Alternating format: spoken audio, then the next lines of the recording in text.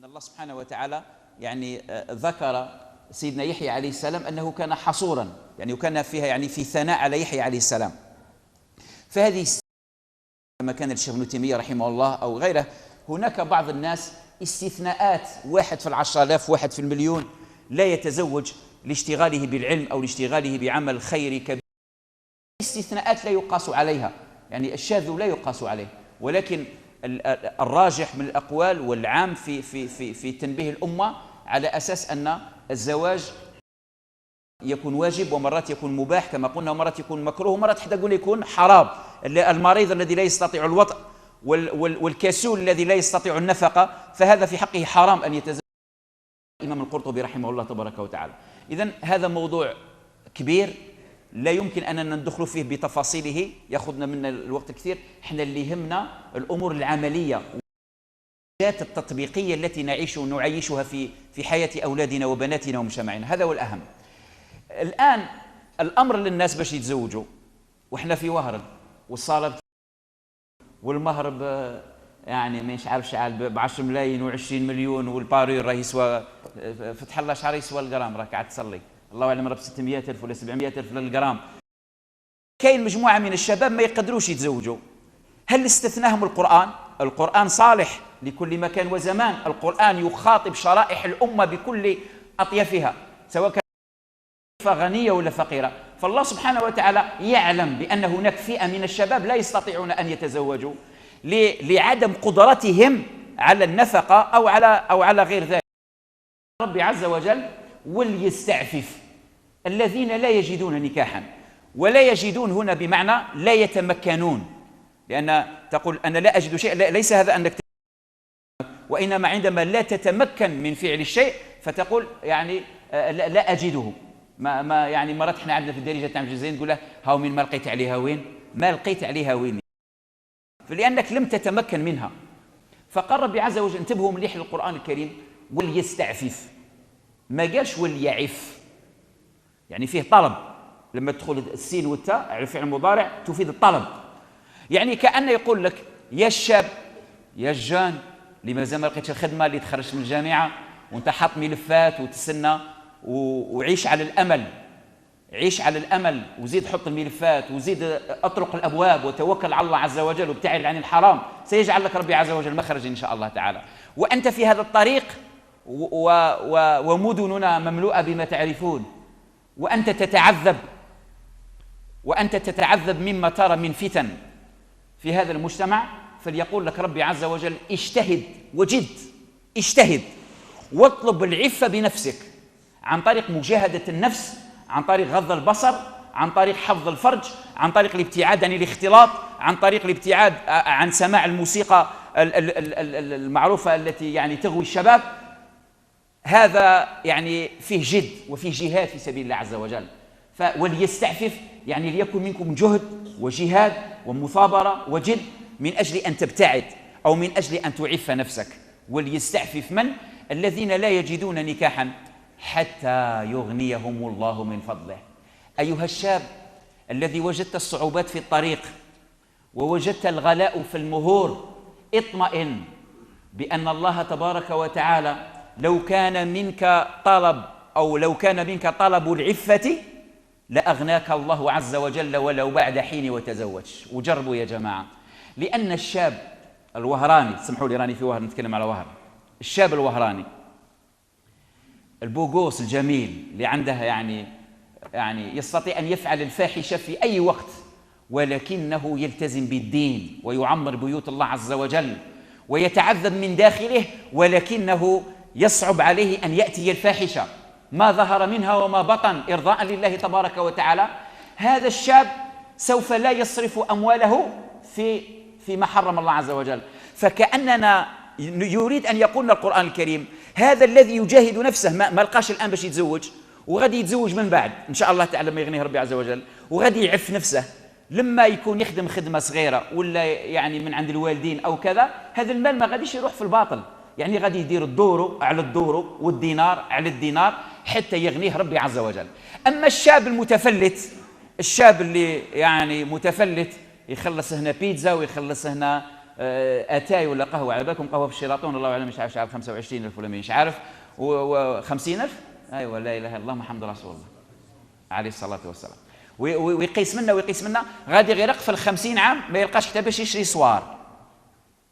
فكأن ربي عز وجل يقول لك أيها الشاب التزم بالطريق الصحيح، أنت عليك بالالتزام وبمجاهدة نفسك على طريق العفة، وعلي أنا أن أغنيك ولو بعد حين فتتزوج بعون الله تبارك وتعالى. الله أعلم، يسخر لك ربي ناس، يسخر لك جمعيات خيرية، يسخر لك أن المجتمع إن شاء الله الجزائري تتبدل هذه العادات، تولي المرأة غير بدعية وزوج وسايد وزوج ملايين تتزوج، والشاب يعني غير بزوج ملايين يتزوج. الله وحده يعلم.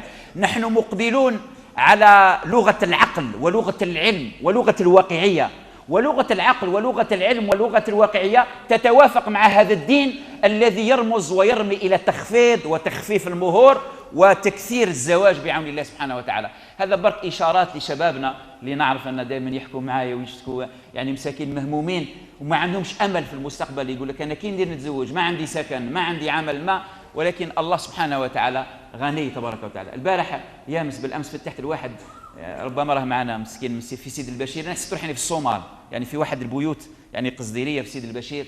هذا الشاب كان يعني مدمن مخدرات، وكان يعني من قطاع الطرق، ودخل السجن مرتين. ويعني البارح فاجأني، بدا يصلي وتاب لله تبارك وتعالى، والله اعلم راه معنا، ولكن راجل سبحان الله، يعني مع ان العمل عنده يعني يعمل، هو جدي في العمل، يعمل مسكين، يحمل الشكوره تاع السيمه حماله به بخاوته وبني عمه. احيي هذه العائله الطيبه المباركه جزاهم الله كل خير، ولكنهم التزموا بالدين ورجعوا الى الله عز وجل. وفكر سبحان الله واش يدي بنت خالته اليتيمه، يعني مربيتها خالته ما عندها لا اب ولا ام، متواضعه في الجمال، فقيره ذا متربه، فقال انا ندي بنت خالتي نسترها.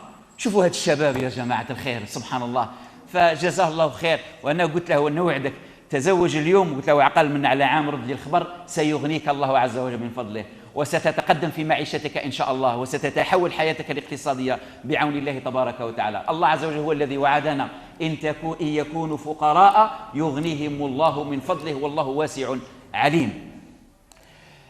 إذن هذا الإنسان اللي ما يقدرش إذن يجاهد نفسه على طلب العفة، وليستعفف الذين لا يجدون نكاحا، حتى هذه تبقى مطلقة في بحر المستقبل، عام، عامين، أسبوع، أسبوعين، ساعات، الله أعلم، ولكن أعلم بأنها من عند ربك عز وجل، حتى يغنيهم الله من فضله. والذين لا، وليستعفف الذين لا يجدون نكاحا حتى يغنيهم الله من فضله، والذين يبتغون الكتاب مما ملكت أيمانكم فكاتبوهم إن علمتم فيهم خيرا ولا تكرهوا وآتوهم من مال الله الذي آتاكم ولا تكرهوا فتياتكم على البغاء إن أردنا تحصنا لتبتغوا عرض الحياة الدنيا. زيد ومن يكرههن فإن الله من بعد إكراههن. هذه الآيات بعون الله تعالى سنرى كلام والتعليق والخواطر حولها بعد الأذان. وصلى اللهم وسلم وبارك على محمد صلى الله عليه وسلم. الله وحده لا شريك له، اللهم رب هذه الدعوة التامة والصلاة القائمة آتي محمد الوسيلة والفضيلة وابعثه مقاما محمودا الذي وعدته. بسم الله الحمد لله والصلاة والسلام على رسول الله صلى الله عليه وسلم. أيها الأحبة في الله، تقدموا وتزاحموا جزاكم الله كل خير. تقدموا وتزاحموا. أصبح هذا التزاحم في مسجدنا عبادة نتقرب بها إلى الله تبارك وتعالى، والله عز وجل يقويكم على ضعفكم. ويعني هذا التعب والنصب في المكان الضيق يجعل ربي عز وجل لنا منه يعني رحابة وفسحة في الدنيا والآخرة، يا أرحم الراحمين يا رب العالمين.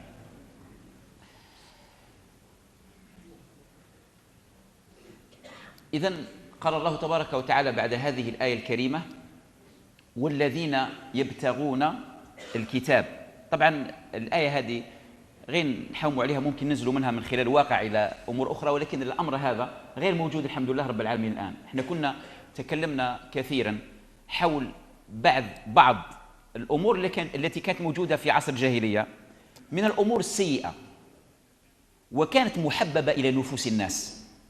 فعندما جاء الإسلام لم يحرمها بطريقة فجائية ولا بطريقة استعجالية، لأن يعلم ملاصقتها بقلوب الناس، يعرف أهميته. ولهذا قال عليه الصلاة والسلام لعائشة رضي الله عنها مرة: لو أن الله عز وجل حرم الخمر والسرقة والزنا في مكة لتركني قومك يا عائشة. يعني فيه ولكن حكمة الله عز وجل، يعني في أمور لما كانت محبة حرمها ربي عز وجل بالتدرج، درجة بدرجة. وفيه مشاريع كانت تسيء إلى علاقة الإنسان بالإنسان، فنزعها ربي عز وجل واستأصلها من المجتمع المسلم بطريقة كذلك تدرجية. مسألة العقيق، يعني العقيق هذا الاستعباد، عبد يستعبد عبد، الأمة والعبد، هذا كان موجود ومنشور ومشتهر في يعني عند الأمة آنذاك، بل كان مشتهر في العالم كله. فجاء الإسلام فبدأ دواء رباني، يعني الزكاة تعطى لهم، كان هناك بعض الكفارات للذنوب، أنك لما تعتق رقبة فقد كفرت عن ذنبك. ففيه مشروع متكامل لاستئصال هذه الظاهرة السيئة من المجتمع. فمن هذه الأساليب ومن هذه الوسائل الربانية في كتاب ربنا أو في شريعة محمد صلى الله عليه وسلم، أن كان السيد لما عنده عبد أو أمة، والعبد ولا الأمة يقول له: يا سيدي، نغدو عند الموثق، طبعا مش ذاك الوقت ما كانش موثق، يعني نديروا مكاتبة، يعني ندير معك مكاتبة تعهد أنك مثلا نعطيك من مالي، إذا كنت خدام نعطيك من مالي جزء، وهذا اختلفوا فيه الفقهاء ما تخش تفاصيل، على أن مثلا تعتقني بعد كذا.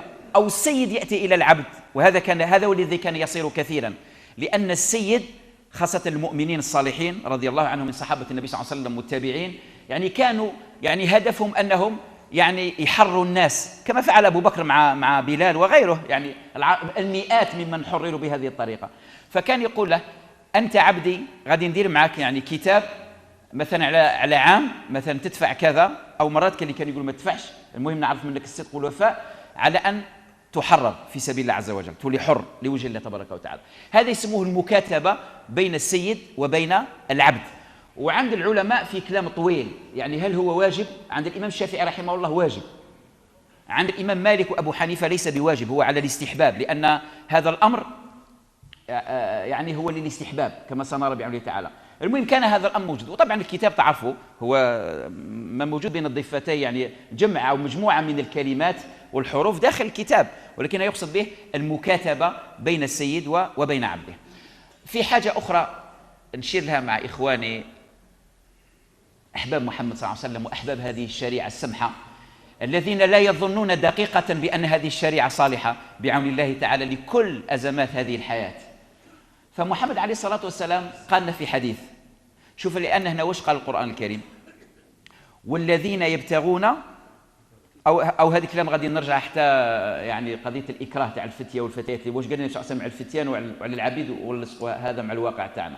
زيد معايا: والذين يبتغون الكتاب مما ملكت أيمانكم، زيد فكاتبهم. هذه فكاتبهم هي اللي اختلف العلماء، هل هو أمر يقتضي الوجوب أم هو أمر يقتضي الاستحباب؟ لأن يا جماعة عند الأصوليين فيه مراتب الوجوب ومراتب النهي، أو مراتب الأمر ومراتب النهي. ليس كل أمر يقتضي الوجوب، وليس كل نهي يقتضي التحريم. هذه مسألة معروفة عن الأئمة رحمه الله أصحاب الأصول. لهذا اليوم تاويل ما يقع واحد أمر يعني لا، مرات يفيد به الاستحباب، وهذا في كثير من الأمور اللي اختلف حولها العلماء. كثير من الأمور مثلا اعفوا عن اللحى وقصوا الشوارب، هل العفو هنا يقتضي الوجوب أو يقتضي كذا؟ يعني أنا أعطيتك غير مثال، دوك ينوض واحد جماعة يقول لك: يا ودي كيفاش جاء هذا المثال في راسه؟ لأن من بعض هذه الأمور اللي دايرة زوبعة كبيرة داخل الأمة الإسلامية، لما ترجع لأهل العلم واختلافات أهل العلم ونظرة أهل العلم لمثل هذه النصوص الشرعية، فتلقى الأمر بسيط، عندهم مراتب في النهي وعندهم مراتب في الأمر، يعني وحتى الواجب يديروا له مراتب، وحتى النهي يعني الكراهة يديروا لها مراتب. فجزاهم الله عنا كل خير، إلا أن اللحية هي سنة الحبيب محمد صلى الله عليه وسلم، ويعني على الأمة، على رجال هذه الأمة، إذا حبوا الله وحبوا النبي صلى الله عليه وسلم، يعني يحبوا يلتاحوا اللحية اللي تشرف وتمثلهم أحسن تمثيل في المجتمع. أنا دائما نقول يا جماعة رحم والديكم لا دير لحية تشوه بها الرسول صلى الله عليه وسلم، غير لها خير لك، أحسن لك. أما إذا ديرها وأنت من رواد المساجد وانت من الخيرين، انت ملك تمشي على الارض، انت لا تضر انسان ولا تضر حيوان ولا تضر نبات، تفعل الخير، تقول الخير، دائما مبتسم، دائما تسعى في الخير. انا اقول لك واجب شرعي انك تلتحي انت في 2011، انت واجب شرعي عليك ان تلتحي انت، جزاك الله كل خير. واليوم انا قبل كنت نهضر مع احد الشباب، يعني اليوم شبابنا غادي تشوفوا بعينيكم، الشباب مسكين هذا المايع الذين لا يعلمون من يعني المثل تاعهم في الحياه هم الغربيين فقط. اليوم على بالكم راه كاين موضه تاع اللحيه، راكم لاحظتوا، راه كاين موضه اليوم، لا موض بيكام اليوم تاع الانجليز راه داير اللحيه كيما تاعي وتاعكم. غادي لو كان يدير ميسي اللحيه والله 90% من الشباب يديروا اللحيه. ولو ما تقول له محمد صلى الله عليه وسلم قال اعفوا عن اللحى، دي حاجه لا اله الا الله محمد رسول الله. إذا معليش أنا حبيت نبين قضية المراتب هذه، صلى الله سبحانه وتعالى يجعلنا من الذين يشرفون لحية النبي صلى الله عليه وسلم وقميص النبي صلى الله عليه وسلم وحجاب القرآن إن شاء الله تبارك وتعالى. والذين يبتغون الكتاب مما ملكت أيمانكم فكاتبوهم إن علمتم فيهم خيرا. شوف سبحان الله، أولا هنا الخير ما المقصود به؟ قال لك كاين حديث عن النبي صلى الله عليه وسلم إن علمتم لهم حرفا، إذا عنده حرفة. شو حتى العبد المملوك يراعي الله سبحانه وتعالى فيه رجل عنده لمسة في الحياة، يعني الكسول سواء كان عبدا أو كان حرا، الذي لا ينتج شيئا في الحياة، بصمة في الحياة، يعني جثة هامدة فوق الأرض أو عضو مستهلك على الأرض لا يعرف إلا والشرب والنوم فقط، لا ينتج شيئا، لا يقدم شيئا لا لوطنه ولا لأمته. فهذه السلبيين هؤلاء يعني يمقتهم القرآن وتمقتهم إلا إذا تابوا ورجعوا الله تبارك وتعالى. فلهذا حتى العبد وربي سبحانه وتعالى، حتى الإيماء لما شفنا في البداية إن يعني قال والصالحين من عبادكم. شو كلمة الصالحين؟ وهنا خير علمتم فيهم خيرا. ما معنى علمتم فيهم خيرا؟ قال لك خيرا بمعنى حرفة، وكان اللي قال عفة، وكان اللي كان قال صدقا، يعني كل هذه الخصال الخير. ولكن عجبني رحمه الله تبارك وتعالى يعني لاحظ قضية إن علمتم فيهم خيرا. قال لك الخير يطلق على المال في القرآن الكريم. واحد الآية يجيبوها لنا نعطوها بعض بعد يعني في آية الوصية يوصيكم الله لا راني على في سورة البقرة بعد قبل آيات الصيام. يا أيها الذين آمنوا كتب عليكم القصاص، بعدها كتب عليكم إذا حضر أحدكم الموت إن ترك خيرا. ما معنى هنا خيرا؟ إن ترك مالا، يقصد التركة. إذن الخير يطلق على المال. بصح هنا قال لك لو كان الخير هنا بمعنى المال ما يقولش فيهم خيرا، لا قال علمتم لهم خيرا، لأن هنا فيهم لها معنى آخر، يعني من العفة والصدق والأمانة، يعني أنك لما تدير كتب باش تحره يكون عبد صالح في المجتمع، له لمسات إيجابية في المجتمع. وأنا أتدبر في هذا المعنى الجليل لكتاب الله عز وجل، فتفكرت مع العامل اللي عنده، وتفكرت السجين والمشروع المساجين في بلادنا. يعني تخيل معي لو أن السجين في بلادنا الحمد لله رب العالمين، ولكن نتمنى يرتقي إن شاء الله تعالى، وأنا معنا إخواننا حقوقيون ومحامون وقضاة جزاهم الله خير وبارك الله فيهم. يعني ممكن هذا أمر يعني للنقاش وللحوار يعني للتنمية. فتخيل معي سجين مثلا دخل مجرما إلى السجن، وتدير معاه يعني مكاتبة أنك مثلا عندك مثلا 5 سنوات سجن، إذا مثلا السنة الأولى مثلا بديت تدرس وبديت تتعلم الحرفة وبدأت تستقيم السيرة تاعك، فعندك مثلا أنك مثلا تخرج يعني مثلا خروج زدت استمريت على كذا فلك كذا وكذا. فنعمة السجون تبقى تخويها يعني من الناس اللي يندمجون في المجتمع، تربح أماكن.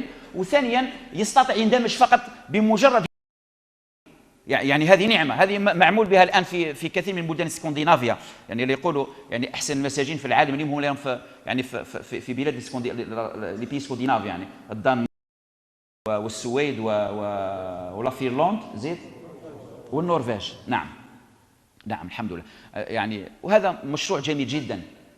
لو كان يعني نستنطوا واحد يعني عامل عندك، انا غير راني في 50 كنت نهضر مع جون مسكين وما عندهش عمل، وقلت له على ما تخدمش يعني مانوفري، على ما تتعلمش حرفه تاع ماسو، لماذا لا لماذا عيب؟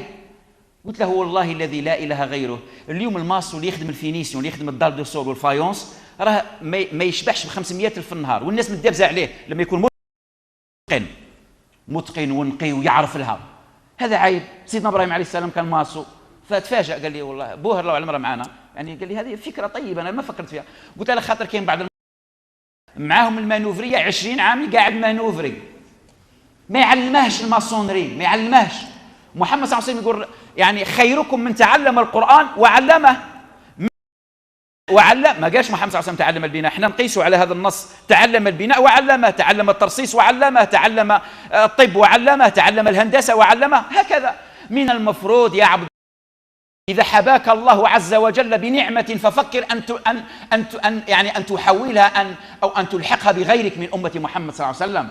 يعني علاش المانوفري مسكين يقعد 20 عام مانوفري، 6 أشهر ولا سنة يعني مساعد للبناء، ومن بعد يعلمه كي يدير يحرش وكي يدير، لما تفوت سنة هو يولي ماسو ويدير معه مانوفرية، فنمتص البطالة من المجتمع إن شاء الله، ونولوا ما نجيبوش الشنوة يعني إن شاء الله تعالى، نولوا شباب هذه الأمة المباركة هو اللي يبني عماراته ويبني مستشفياته ويبني ثانوياته، فنستغنى يعني عن هذه اليد التي تأتينا من الخارج. وطبعا يخدموا للأسف، يعملوا، إحنا ما نعملوش، ولكن متى يكون هذا يا جماعة؟ فلهذا الإنسان اللي عنده نعمة يفكر في اللي تحته، ما يستعبدهش استعباد بطريقة غير مباشرة.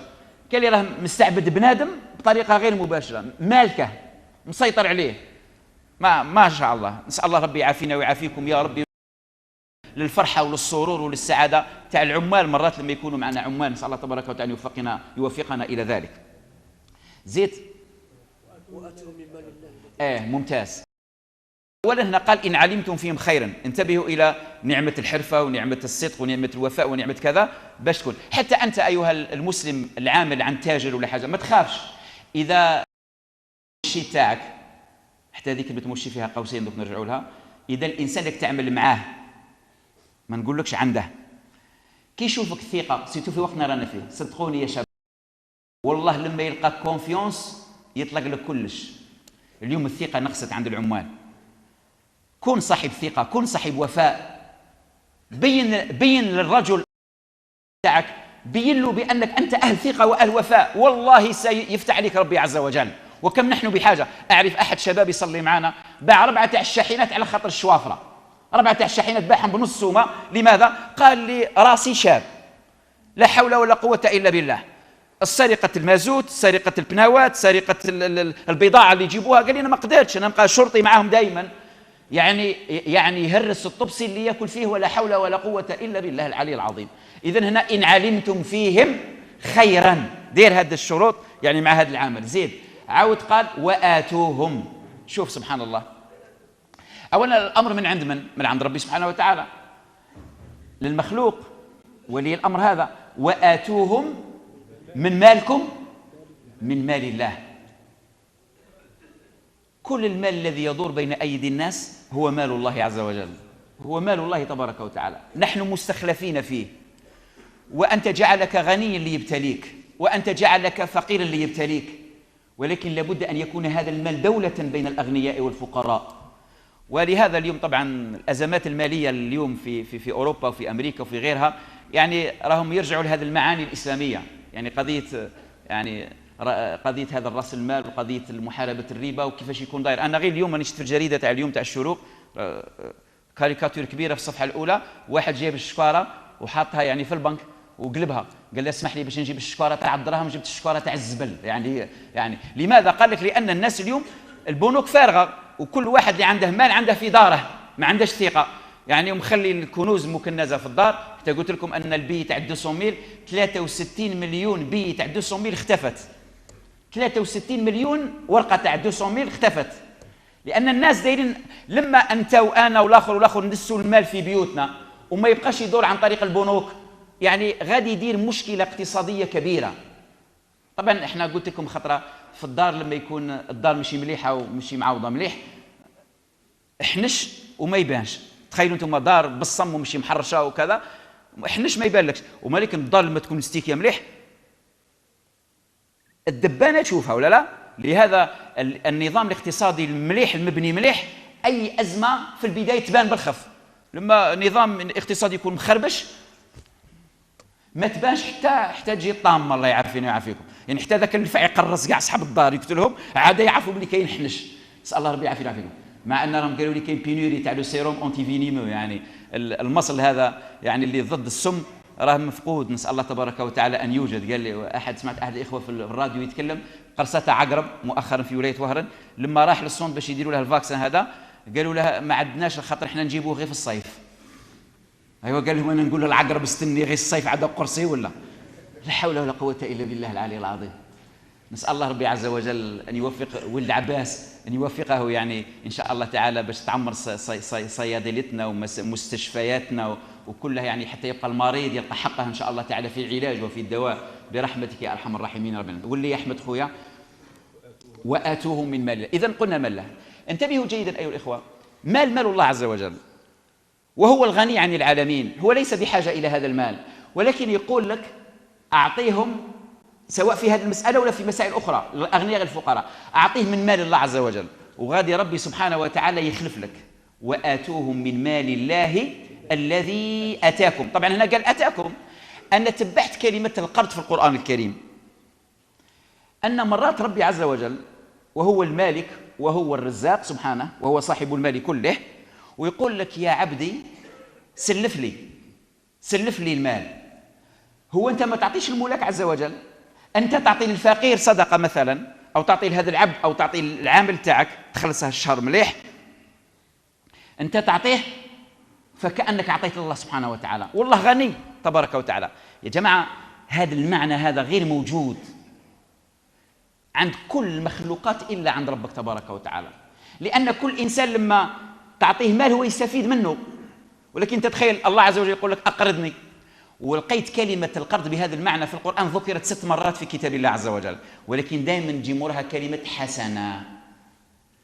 من ذا الذي يقرض الله قرضا حسنا فيضاعفه له أضعافا كثيرة.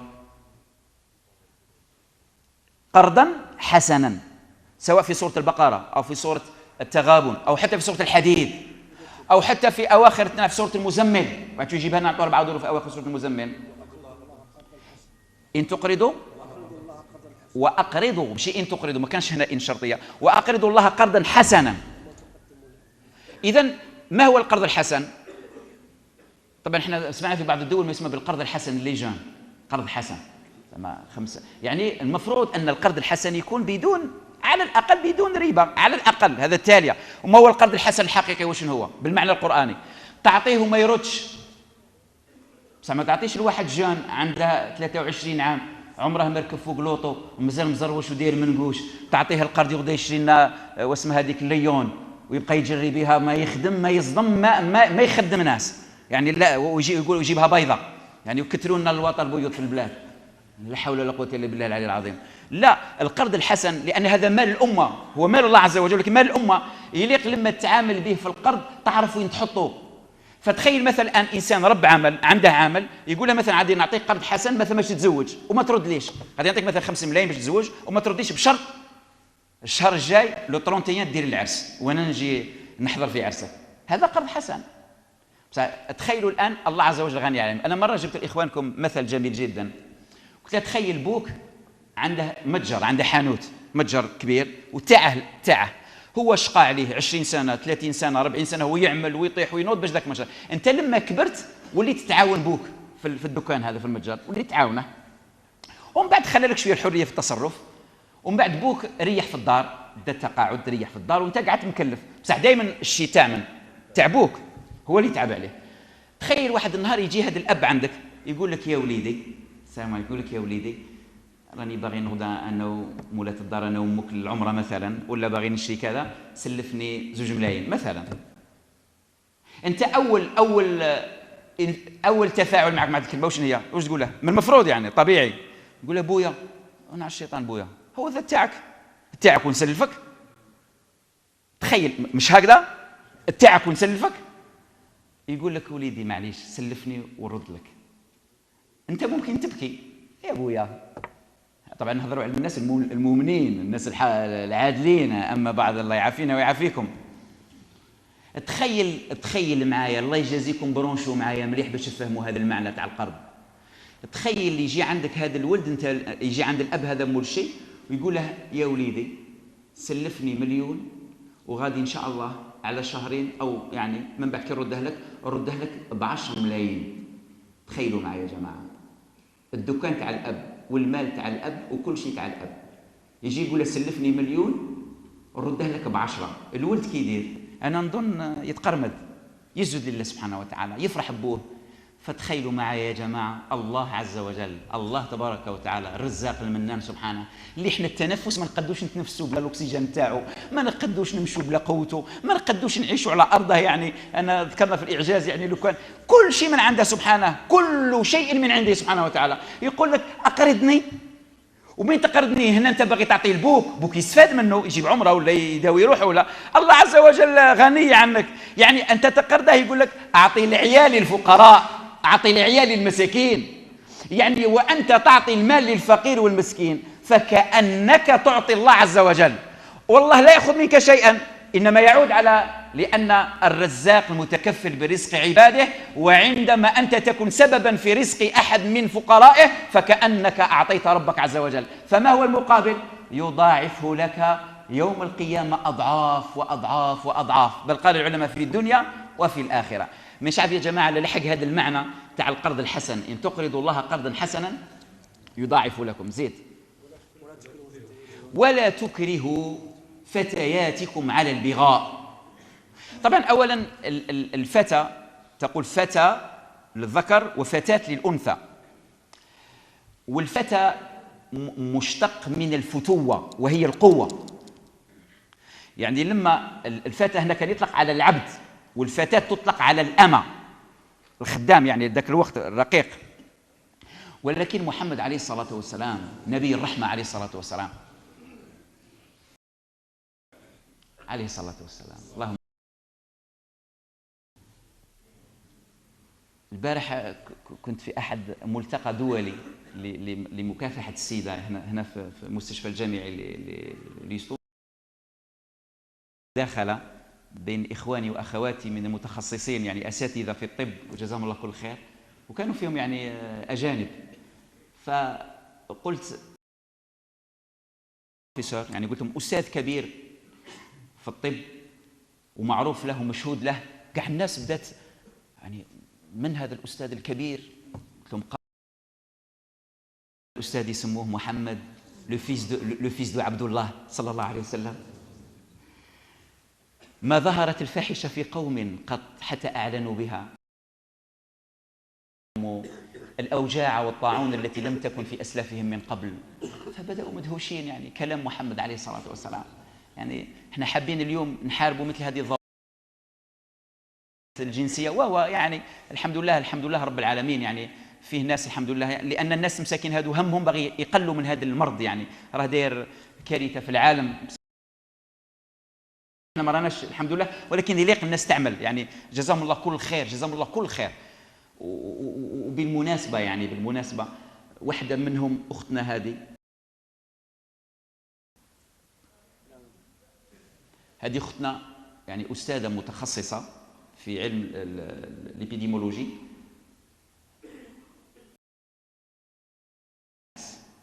وعرفت هي طبعا متبرجة وكل ثقافتها يعني غربية ما شاء الله، لكن من بعد يعني في آخر لقاء قال اليوم الحمد لله رب العالمين. شفت أستاذ آخر من أكبر الأساتذة على المستوى الإفريقي، أستاذ شافي اللي تسمعوا به، الله أعلم ولا ما راش معنا، نحيوه تحية. يعني تدخل في تدخله فيستشهد بالقرآن وبسنة النبي صلى الله عليه وسلم كأنه رجل دين، كأنه إمام، بل عنده فكر سديد وملامسة للواقع. فاندهشت، قلت في نفسي هادو نقول لهم انتم ما فيكمش الدين يعني. فقلت للاخوان هذا الحاجز بين المتدينين او الائمه والدعاة وبينكم، نحن منكم وانتم منا. كاين اعداء باغي يديروا هذا. الاسلام هو المصلحه، الاسلام هو الدين، الوطن، الاسلام هو وحده الامه، هذا هو الاسلام. يعني نحن اولى بمحاربه السيده من الغرب، ولكن علينا ان نحاربها وان بما في كتاب الله وسنه النبي صلى الله عليه وسلم. العالم اليوم بحاجه الى هذا الدواء، فما بالكم احنا؟ ولكن الناس ما عارفاش. اذا مره اخرى احيي هذه الجمعيه يجعل كثير من الدعاة ان شاء الله على مسوهرا غادي يعملوا مع هذه الجمعيه لمحاربه السيده على مسوهرا ان شاء الله تعالى، لتقليل من هذا الداء بعون الله سبحانه وتعالى. ووفق الجميع يعني نسال الله تبارك وتعالى يوفقهم جميعا. رجع معي احمد خويا. ولا تكرهوا. اذا قلنا الفتى، عاودوا رجعوا معنا هنا. الأمة، النبي عليه الصلاة والسلام ماذا قال عليه الصلاة والسلام؟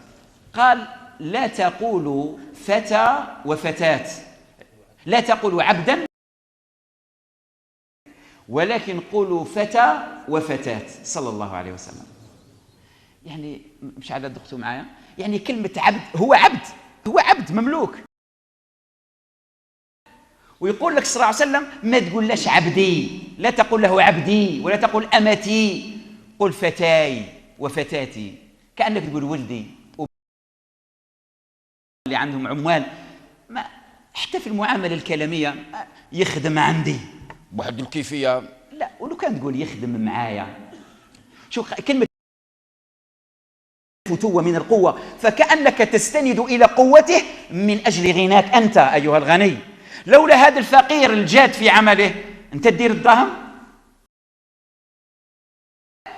الفقير يكمل الغني والغني يكمل الفقير، فاحترمه وأكرمه، احترمه وأكرمه في معاملاتك اليومية معه. فيعني خلي خدام. ومرات يعني صح لا تكرهوا. طبعا الإكراه معروف، الإكراه أنك تكره شخص على فعل شيء ما هو يكرهه، ولكن أنت تكرهه على ذلك. ولهذا الإكراه يا جماعة عند الأصوليين يعني في أقسام. يعني مش كل واحد مثلا واحد مثلا زوجته يقول لها قلعي الخمار ولا نحبس لك الجازوز، هذا إكراه؟ هذا إكراه؟ يكره الإنسان على شيء لا يلحق به ضررا، يعني شيء لا يخشى منه، فهذا ليس بإكراه. أما الإكراه اللي يتكلموا عليه العلماء هو الذي بالله، كما الذي يكره على الكفر، أو كما قال الإمام رحمه الله الإمام الرازي، يعني والإكراه على الكفر كالإكراه على الزنا. فكان يعني لما الإنسان يكره بنت على الزنا خطيرة جدا، يعني تتلف حياتها والعياذ بالله. قال لك هذا الشيء كان موجود في قريش، كانوا ناس عندهم المال، عند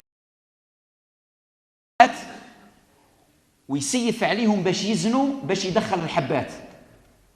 يعني يقول لها روحي تزني، ولما تزني هو اللي يقبض المال على المال. مفهوم هذا الكلام؟ على راسهم هذه الآية كيفاش نزلت؟ سبب نزول هذه الآية على واحد انتم عرفتوه مع ابن سلول، رأس المنافقين، كان عنده 6 تاع الأمات يخدم بهم كيما هاك. يا ربي نسأل الله العفو والعافية. يعني يكرهن قبض المال أو إنجاب الولد، ومن بعد ثاني هو ذاك الولد يجيب به مال يبيعه أو يشريه أو يعني يديره في فداء وكذا، يعني كانت كوميرس. فكان عند هذا الرجل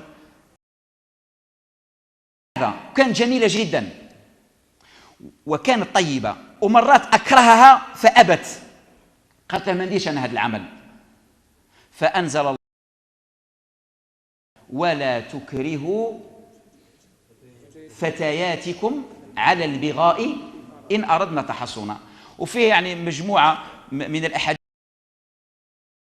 من 7 أو 8 تاع الأحاديث جايبها في الباب والرازي والطبري وغيره، يعني ولكن الدور حول كل هذا. يعني إجماع المفسرين تقريبا كلهم أن سبب النزول هذه الآية هو هذه القضية. يكره كذا ويفعل كذا. أما قالك في رواية أخرى أن كان عنده خدام، يعني كان عنده سجين، والسجين راود هذه الفتاة التي كانت عنده، فعندما راودها وأبت قالها ليقبض المال ونسأل الله ربي يعافينا ويعافيكم. طبعا الآن احنا ما عندناش الرقيق، يعني وجدت حتى أن البخاري رحمه الله، يعني هذا الكلام تاع لا تقول عبد، صحيح البخاري في كتاب العتق. واللي يعجبني الإمام البخاري رحمه الله كما قلت لكم أنه كان فقيها ومفسرا ومحدثا. الإمام رحمه الله البخاري لم يكن محدثا فقط، يقول باب كراهية التطاول على العبد، كراهية التطاول على العبد. فإحنا وش نقول على العامل البسيط اللي يعرق مسكين بجهده وما راش يلحق؟ على الأقل رحمه بالكلمة طيبة، على الأقل رحمه بالمعاملة طيبة. إذا ما قدرش أن يعني هذه يعني مسألة اقتصادية كبيرة، يعني اليوم ما يقدش طبعا لأن أنتم تعرفوا، ولكن النبي عليه الصلاة والسلام يبين هذا القيمة عليه الصلاة والسلام. لا تكرهوا فتياتكم على البغاء، فكانوا يدوا طويل. اليوم ما عندناش احنا يعني امات وما عندناش. طيب واش عندنا؟ حدثوني عن بعض الاخوه يدير سكرتيره عنده جميله ويقول هالبسي مليح بالمفهوم لكم تعرفوا، ويزيفتها ليزادمينستراسيون، يزيفتها للادارات ويزيفتها وين ما يبغي، ومن يجوا الرجاله هو يخلي لها. بل بعضهم قيل لي بأنه يقول لها مباشرة يجب أن تخرجي مع فلان، يعني من لأنه يقضي لي صالحي وكذا وكذا. نسأل الله العفو والعافية. يا صديقي أو زوجتك أيمكنك أن تفعل بها هكذا؟ هذه مسكينة أما باش جات تعمل عندك حتى راها محتاجة، حافظ عليها، حافظ على حياها حتى أو زوجتك. والأمر الآخر الأدهى والأمر أن اليوم بعض الناس الله يعافينا ويعافيكم، هذه أما أبي بن سلول، هذه أما تباع وتشترى، يكرهها على الزنا من أجل المال. ولكن ما تقلقوش يا جماعة، هل بحثتم لماذا؟ هل سألتم هؤلاء لماذا يفعلون؟ مغبنة مش لاحقين، يعيشون عيش الضنكة، لا يجدون باش يخلصوا الماء ولا يجدون باش يخلصوا الضوء ولا يجدون. فهل نحن كمجتمع مسلم غير نعيبوا ونسبوا ونحرموا، أم يكون منا من يسعى لإيجاد الحلول لهذه الفئات الهشة، الفئات الضعيفة، حتى الآفات الاجتماعية؟ هذا إن شاء الله هذا الموضوع الجميل ما له وما عليه من تحليلات ومن واقع ومن إحصائيات سنراه بعون الله تبارك وتعالى في جمعتنا القادمة. لنا من الذين يستمعون القول فيتبعون أحسنه. AB positif en urgence. 3 flacons à référence en urgence بصح. يعني هذه أمر استعجالي اللي عنده AB بوزيتيف ماذا به إن شاء الله تعالى بعد الجمعة يتقدم، وجزاكم الله كل خير. ومن أحياها فكأنما أحيا منا ومنكم إن شاء الله تبارك وتعالى. خصهم 3 تاع يعني 3 فلاكون تاع AB بوزيتيف. نسأل الله تبارك وتعالى أن يجعل الجزائر الحبيبة بلدا آمنا مستقرا رخاء. اللهم احقن دماءنا في بلادنا، اللهم اجمع شملنا، اللهم وحد صفنا، اللهم اجبر كسرنا، اللهم يا رب وحد بين الشعبين المغربي والجزائري يا رب. اللهم اجمع شملنا يا رب العالمين، اللهم انزع القلاقل والفتن من بيننا يا رب، اجعل كل الأمة العربية والإسلامية موحدة يا أرحم الراحمين يا رب العالمين. اللهم انصر المستضعفين من عبادك لإخواننا في اليمن وفي سوريا، اللهم عجل لهم بالفرج يا رب العالمين، عجل لهم بالفرج، اللهم عجل لهم بالفرج برحمتك يا أرحم الراحمين يا رب العالمين يا أكرم. اللهم عليك بالظالمين، اللهم عليك بالظالمين، اللهم عليك بالظالمين، واللهم انصر المستضعفين المهانين يا رب العالمين. نسأل الله تبارك وتعالى تونس في مصر إن شاء الله تكون عندهم يا ربي يعني حياة جميلة وانتخابات نزيهة وأوطان قوية وتتآلف مع بعضها البعض، ونحن إن شاء الله نكون جزء من هذا الأوطان. نتحدى الفقر ونتحدى الزنا ونتحدى التخلف الاقتصادي والاجتماعي ونتحدى نتنياهو ومن هم في شاكلة اللي ما مش يرقدوا. يعني آخر نختم لكم جنرالات الصهاينة يسموه داموس جلعاط، يعني هو رئيس الأركان تاع إسرائيل، قال لهم في سقوط الأسد، إذا سقط الأسد ستنتهي إسرائيل. وصلي اللهم وسلم وبارك على محمد وعلى آله وصحبه، والسلام عليكم ورحمة الله تعالى وبركاته. الله عز وجل. السلام عليكم. عليكم السلام. تفضلي. تتكلم فرنسي؟ تفضلي. essayez de vous. مرحبا بك. النساء انتم قوموا بعضكم بعض احسن. تفضلي تفضلي تفضلي. Très bien. صح. Comment vous appelez? Elisabeth. Et maintenant? Malika. Malika. Masha'Allah. Allahu Akbar. Quelle est la chose qui vous a donné l'impression de ça? J'aime l'islam. J'aime Mais par quel moyen tu as aimé l'islam? De quelle façon tu as aimé l'islam?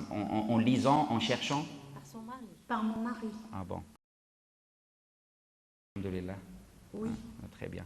Et maintenant vous allez prononcer Shahada? Shahida, oui. Tu connais le prophète Mohammed sallallahu alayhi wa sallam? Oui. Que le salut Oui. sur lui. sallallahu alayhi wa sallam. واش تقولي هذا؟ اسالي هذا بحبي تساليها. السلام عليكم. Votre prénom, madame? Religion précédente? Très bien. Vous êtes. Quelle était votre religion? Quelle était votre religion précédente? Recommencer? Je pratiquais pas. Vous êtes entré dans l'islam? Oui. Par conviction? Oui, parce que j'aime l'islam. Religion de l'islam. Vous avez une idée sur notre prophète, que le salut soit sur lui, Mohammed, alayhi salatu wassalam? Que moi-même, le salut soit sur lui. Vous avez une idée sur lui? Oui, c'est un grand prophète. Connaissez-vous les 5 principes de l'islam? La Shahada. Vous allez la prononcer maintenant, bien sûr.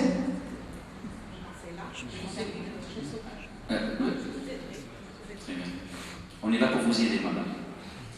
Vous dites Ashhadu an la ilaha Ashhadu an la ilaha illallah illallah wa ashhadu wa ashhadu anna anna Muhammad Mohammed Rasul Rasul Allah. Allah. Alhamdulillah. Maintenant, hamd. Dis hamd. Alhamdulillah. Alhamdulillah. Louange à Dieu, merci à Dieu, c'est Alhamdulillah. Merci à Dieu, Alhamdulillah. Nous vous remercions d'être entrés dans l'islam. Soyez la bienvenue. Allahu Akbar. إذا الحمد لله رب العالمين، اللهم تقبل منها يعني قبولا حسنا، والحمد لله رب العالمين. هذه الأعداد تزيد وتزيد شرقا وغربا وجنوبا وشمالا، وسيأتي اليوم الذي تشرق الشمس على كل أهل الكون الموحدون لله عز وجل والمتبعون للحبيب محمد صلى الله عليه وسلم. فالله أكبر الله أكبر الله أكبر، لله الحمد. والسلام عليكم ورحمة الله تعالى وبركاته.